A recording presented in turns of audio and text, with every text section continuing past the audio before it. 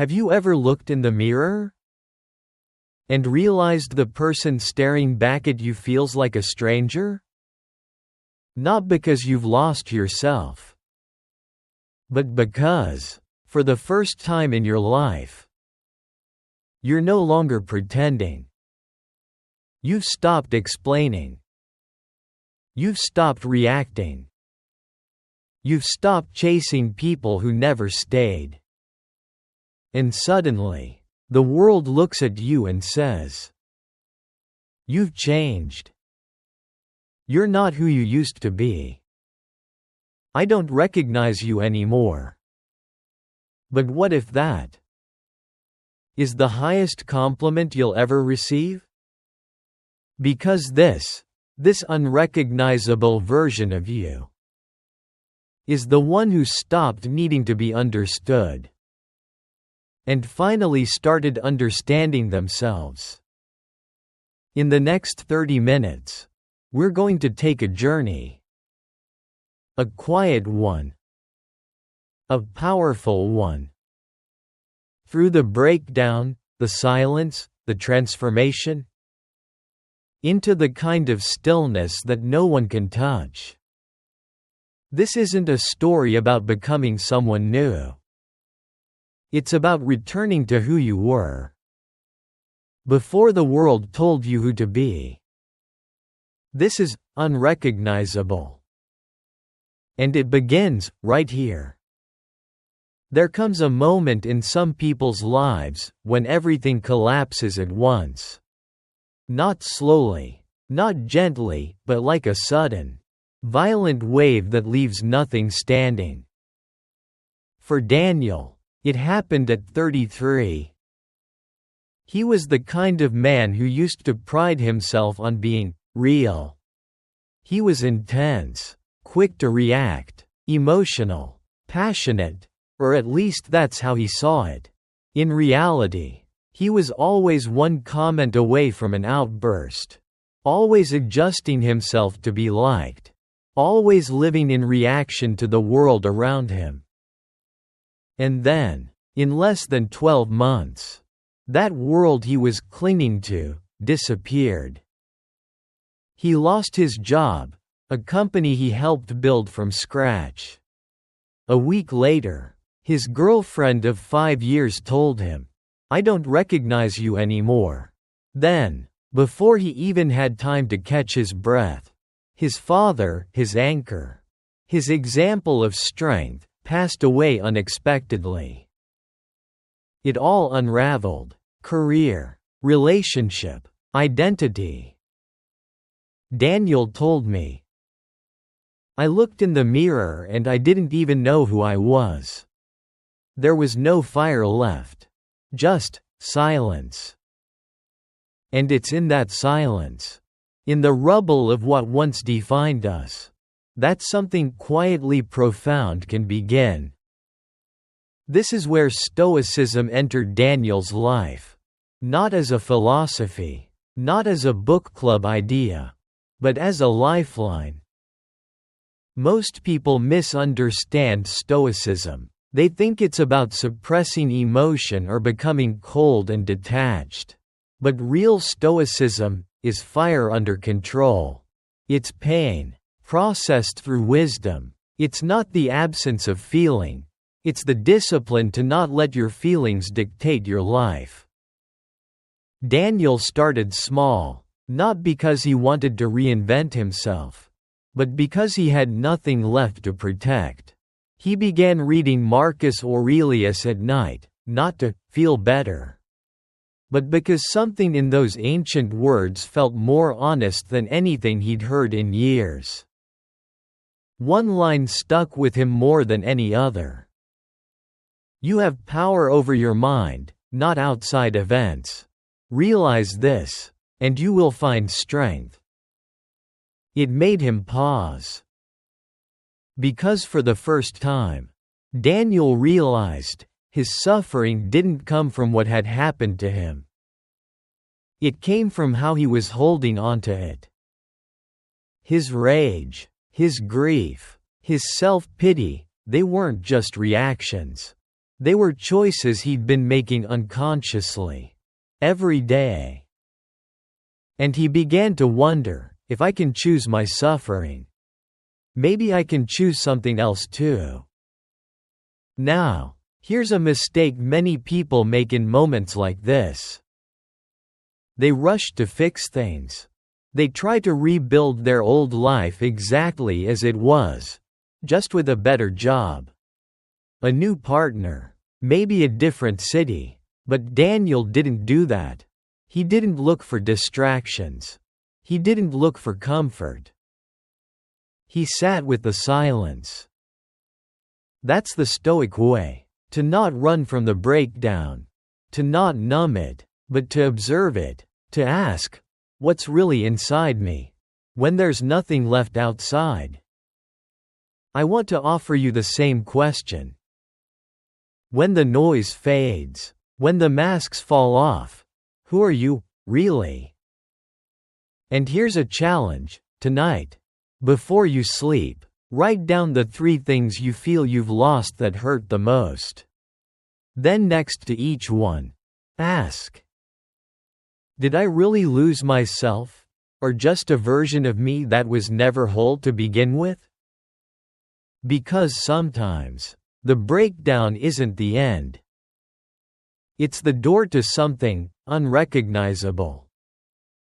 And in the next part of this journey, we'll follow Daniel, not as he rebuilds, but as he rewires and discovers a truth far more powerful than approval, status, or even love. The strength that comes from silence. When life finally grows quiet, most people panic. They turn the TV on. They scroll. They text someone, anyone. Because silence, to the untrained mind, feels like emptiness, like a void that needs to be filled. But for Daniel, silence became a mirror. And what he saw in that mirror, at first, was ugly. Regret, anger, neediness. The echo of every word he had ever spoken just to be liked. Every outburst he had ever justified as just being passionate. Every time he let someone else's opinion pull him off center. He had spent years talking, but had never listened, not even to himself. And so he made a decision. To stop explaining. To stop posting. To stop reacting. He said, I don't want to be someone who always has to say something. I want to be the man who doesn't need to. So Daniel started small. Each morning, before the world could touch him, he sat in stillness, 10 minutes, no phone, no music, just breath. Some days, his mind raced, other days, it hurt, but day by day, that silence began to feel like peace, not punishment. He began to see how often we speak not because we have something true to say, but because we can't stand the weight of our own discomfort. He wrote in his journal, Today, I will pause before I react. I will choose clarity over control, silence over noise. There's a myth that silence is weakness, that if you don't speak up, you lose power. But Daniel began to realize something different. The less he reacted, the more power he actually had. Because now, people couldn't manipulate him with guilt. They couldn't bait him into arguments. They couldn't read him like an open book. In meetings, he said less and got more respect. In conflict, he spoke calmly and people listened more. With friends, he didn't rush to defend himself, and surprisingly, they trusted him deeper. He wasn't cold, he wasn't detached. He was just still. That kind of stillness unnerves people who are addicted to chaos. And so, some started to drift away. Old friends said things like, "You've changed. You don't say much anymore. You're too serious these days." But Daniel didn't flinch. He had heard Marcus Aurelius whispering in his ear again.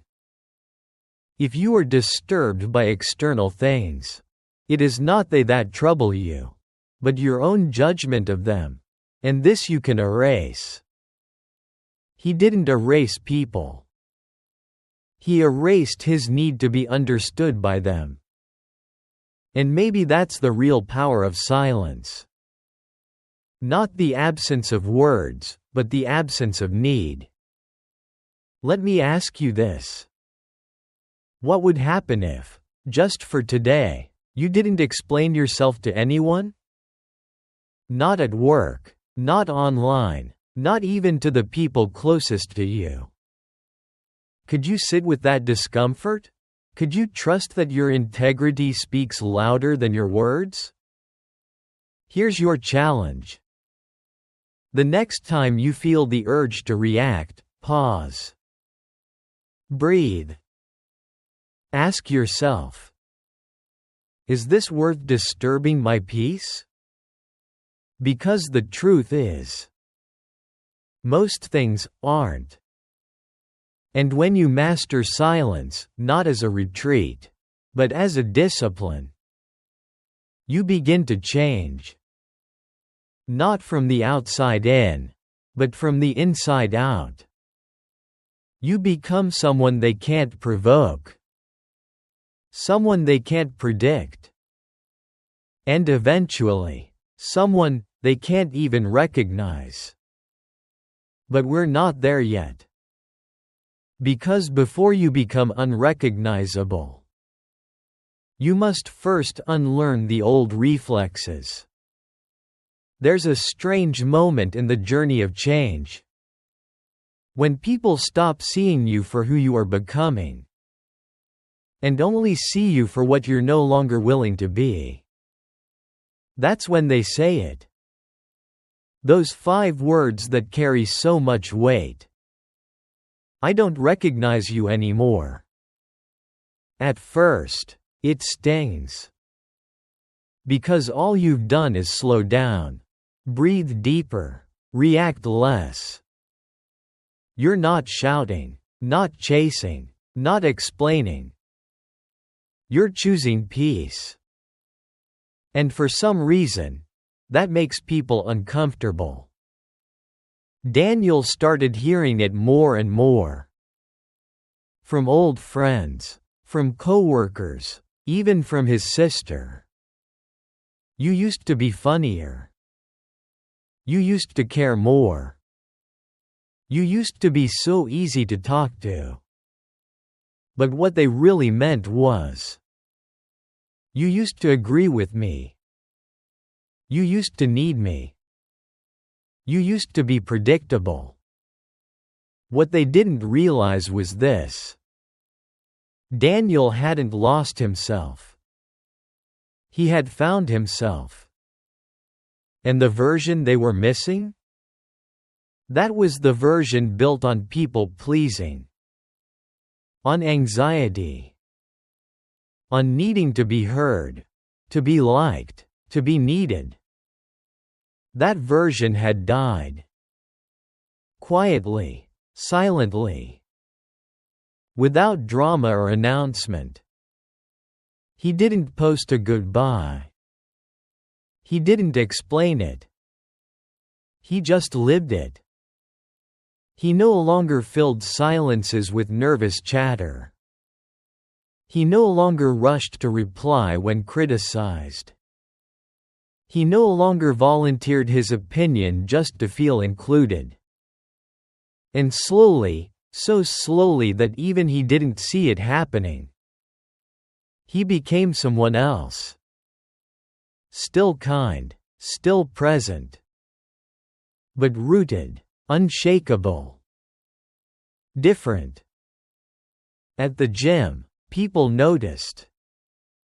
He no longer sought conversation. He trained alone, focused, headphones in, not to avoid others, but to honor his own space. At work, he stopped trying to win every debate. He learned to say, "You may be right." And he meant it, not sarcastically, but peacefully. Even in dating, he stopped performing. He didn't chase. He didn't sell himself. He just showed up, as is. And let others choose. And many didn't. Some dates ghosted him after one meeting. Some said he was hard to read or too intense. But Daniel had reached a place where he no longer saw rejection as a wound, only as redirection. He had stopped needing to be everything to everyone. And when you stop needing, you stop bleeding. Now, here's the paradox. The more you become your true self, the more unrecognizable you become to the people who knew the old you. Because they were never really seeing you. They were seeing the reflection of what they needed from you.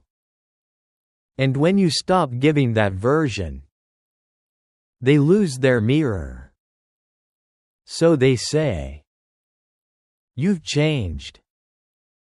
But what they really mean is, "You're no longer feeding the story I had about you." And that's okay. Because true growth isn't loud.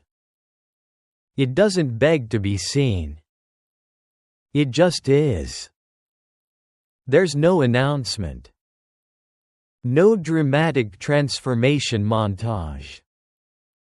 It's in the quiet decisions. To let go of the argument. To not reply to the text. To sit with yourself instead of escaping into others. And one day, you wake up? Not better. Not healed. Just different. Unrecognizable. But for the first time, not to others. To yourself. And that's the moment that changes everything. Because now, you're not chasing the version of you the world demands. You're becoming the version you were always meant to be. But we're not done yet. Because even when you've become someone new, the world doesn't always applaud your growth. Sometimes, it tests it.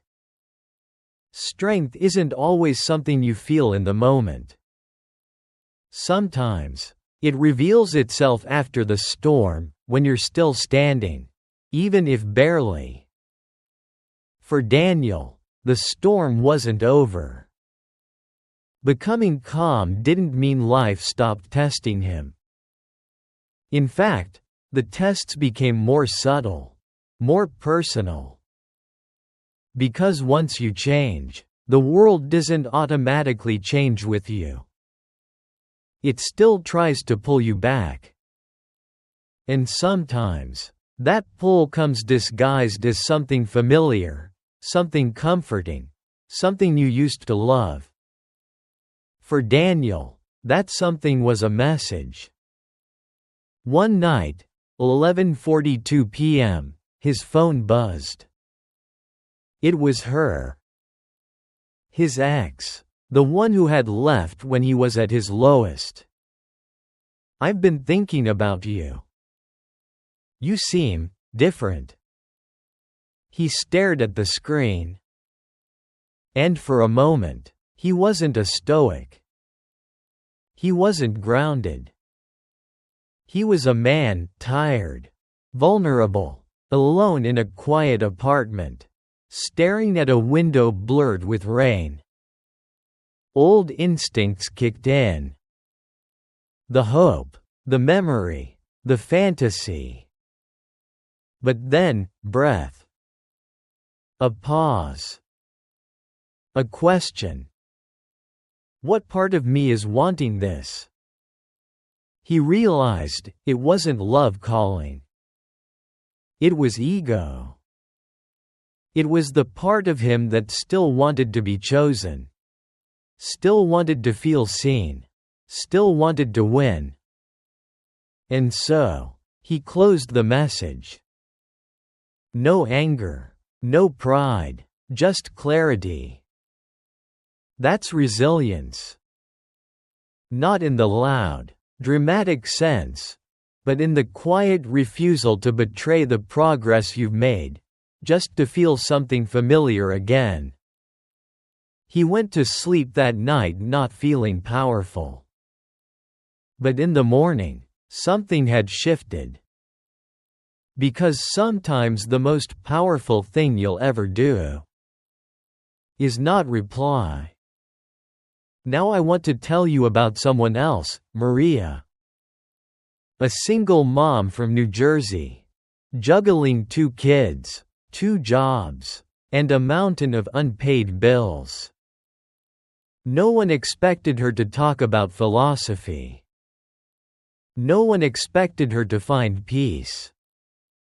But one day, after a panic attack left her collapsed on the bathroom floor, she searched YouTube for one phrase.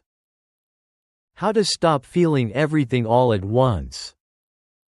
That led her to Marcus Aurelius. Then to journaling. Then to silence. At first, it was 5 minutes a day. Then 10. Then more. She didn't post quotes. She didn't talk about Stoicism to anyone.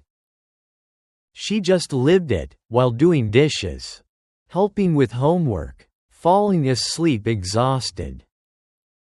And slowly, she became the calm in her own chaos. She started an online group, just 3 women at first, called Strong in Stillness.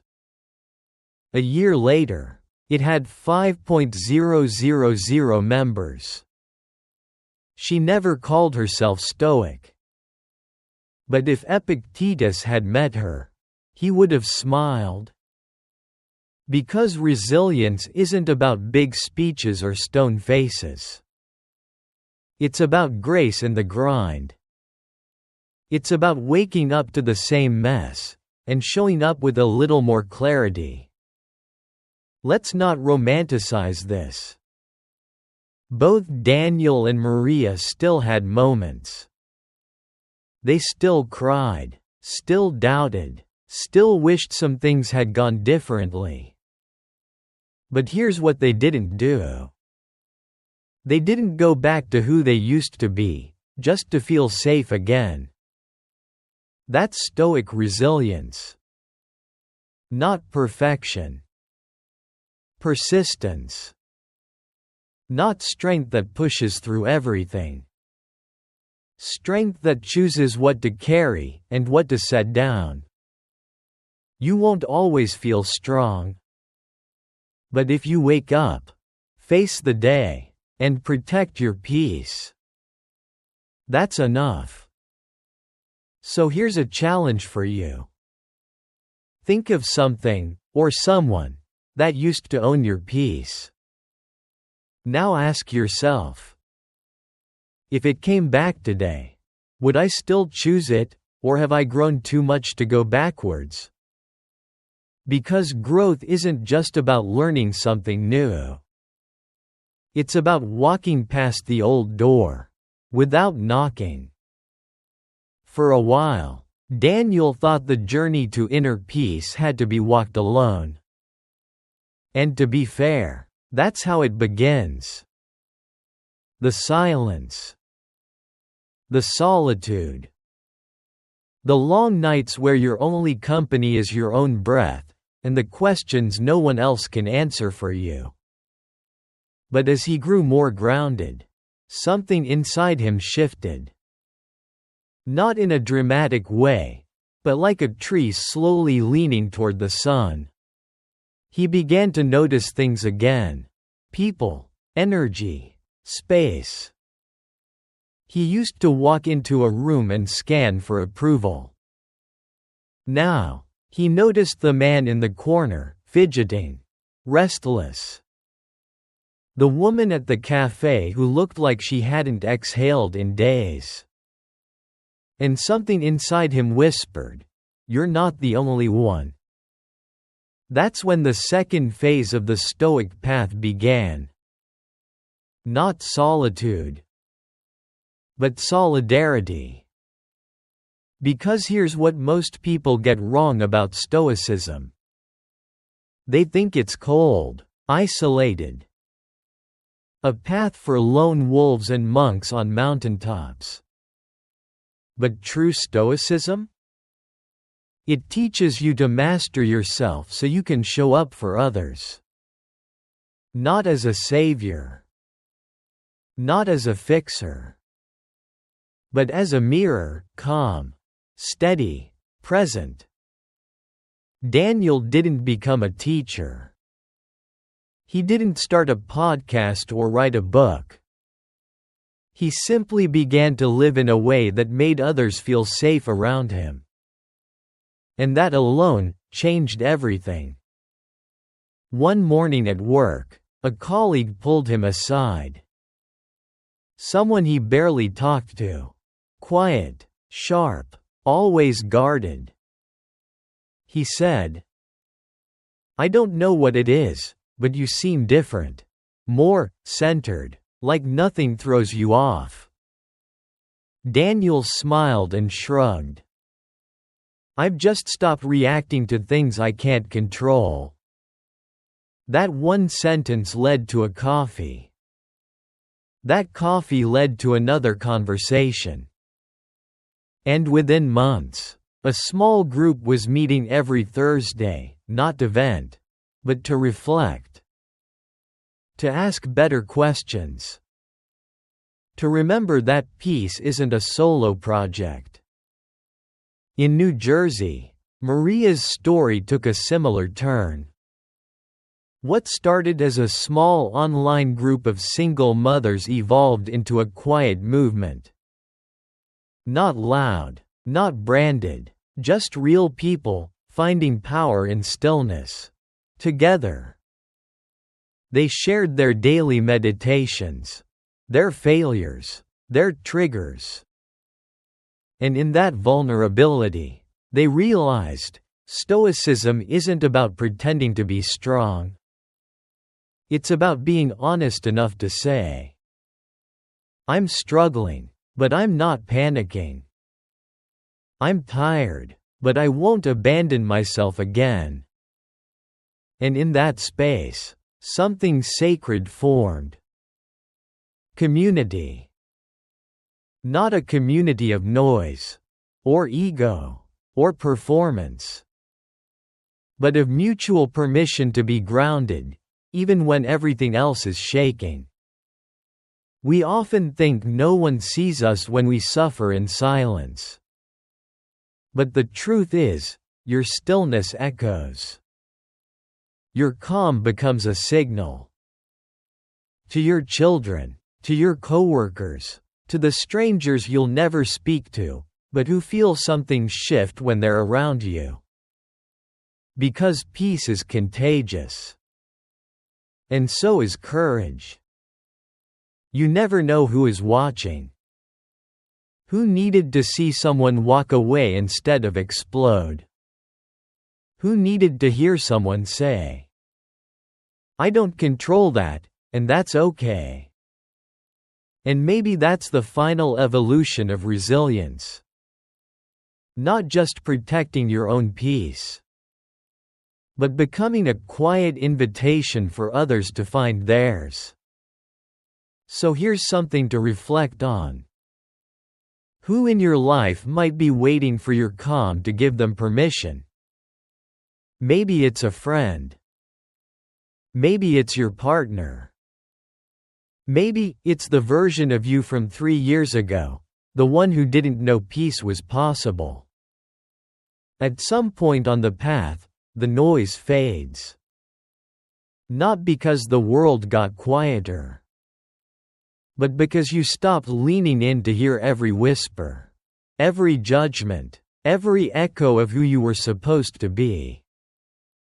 Daniel now walks through life differently. Not faster, not more successful. Just lighter. He doesn't carry the need to prove himself anymore. He doesn't carry resentment. He doesn't carry guilt for outgrowing people who stayed behind.